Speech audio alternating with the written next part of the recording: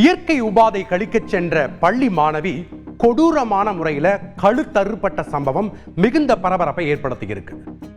உறவுக்கார சிறுவனுக்கு கொலை வெறியை தூண்டியது எது? சிறுமியின் பெற்றோர் முன்வைக்கும் குற்றச்சாட்டு உண்மையா? கழுத்தை பிளந்த இரத்த காயத்தோடு உயிருக்கு போராடி கொண்டிருக்கும் இவர்தான் கொலைவெறி தாக்குதலுக்குள்ளான சிறுமி. சரியான நேரத்தில் மருத்துவமனைக்கு தூக்கி வந்ததால் அவரது உயிரை காப்பாற்றிய மருத்துவர்கள் கழுத்து பகுதியில் அறுவை சிகிச்சை செய்து தீவிர கண்காணிப்பில் வைத்திருக்கிறார்கள். பள்ளி செல்லும் சிறுவனால் இப்படியெல்லாம் யோசிக்க கூட முடியுமா என அதிர்ச்சியடைய வைத்த சம்பவத்தின் சாட்சிகள்தான் இவை அனைத்தும். கரூர் மாவட்டம் குளித்தலை அருகே உள்ள அண்ணாவி பூசாரிப்பட்டியைச் சேர்ந்தவர் துரைராஜ். விவசாயியான இவரது 15 வயது மகள் அருகில் உள்ள பள்ளியில் 10ஆம் வகுப்பு படித்து வருகிறார். சம்பவத்தன்று இரவு இயற்கை உபாதை கழிப்பதற்காக வீட்டிற்கு பின்பக்கம் இருக்கும் காட்டுப்பகுதிக்கு சென்றிருக்கிறார் அந்த சிறுமி. ஆனால் வெகு நேரமாகியும் அவர் திரும்பி வராததால் அவரது உறவினர்கள் அக்கம் பக்கத்தில் தேடத் தொடங்கியிருக்கிறார்கள். அப்போது ஒரு வெட்ட வெளியில் சிறுமி கழுத்தறுக்கப்பட்டு ரத்தம் பீரிட நடக்க முடியாமல் தள்ளாடியபடியே வந்திருக்கிறார். உபாதை கழிக்க சென்ற பொண்ணை கழு கட்டாயப்படுத்தி பாலியல் வன்கொடுமை செஞ்சு அவங்க கழுத்தை அறுத்து ரத்த வெள்ளத்தோட போட்டு போயிட்டாங்க. நாங்கள் அதை போய் எப்படின்னு சொல்லி காணாமல் சொல்லி தொலைவி பார்க்கும்போது அந்த நாங்கள் ஒர்க் பண்ண லைட் வெளிச்சத்தை பார்த்துட்டு எங்கள் வீட்டுக்காரம்மாவை பார்த்து ஒடியாந்துட்டாங்க.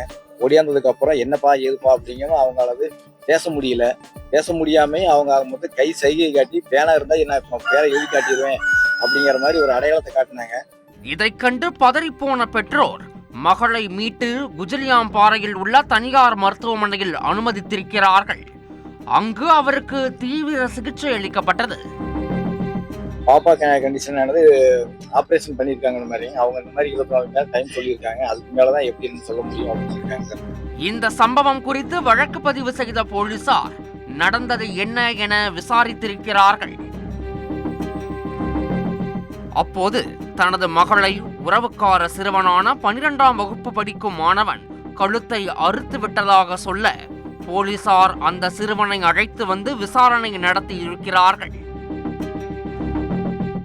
ஏற்கனவே பயந்து போயிருந்த சிறுவன் போலீசாரை கண்டதும் மொத்தமாக ஒப்பிக்க தொடங்கியிருக்கிறார்.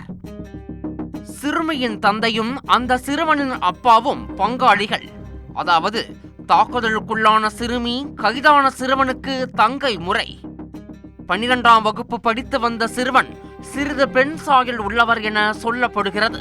இதனால் அவரது நடத்தையை உடன் படிக்கும் நண்பர்கள் தொடர்ந்து கேலி கிண்டல் செய்து வந்திருக்கிறார்கள். நண்பர்கள் மட்டுமல்ல, உறவினரான சிறுமியும் அந்த சிறுவனை பற்றி மற்றவர்களிடம் இழிவாக பேசியதாக சொல்லப்படுகிறது. இதனால் ஆத்திரமடைந்த அந்த சிறுவன் தங்கையை பழிவாங்க நினைத்திருக்கிறார்.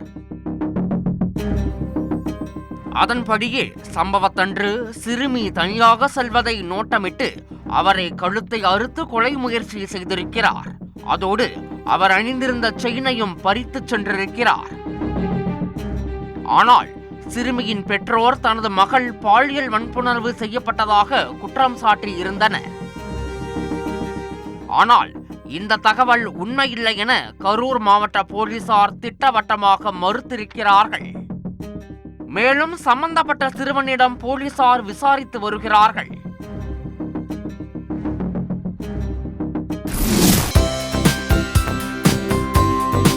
தந்தி டிவியை உங்கள் கேபிள் டிவி ஆபரேட்டரிடம் இலவசமாக கேட்டு பெறுங்கள். செய்திகளை உடனுக்குடன் தெரிந்து கொள்ள உடனே சப்ஸ்கிரைப் பண்ணுங்க.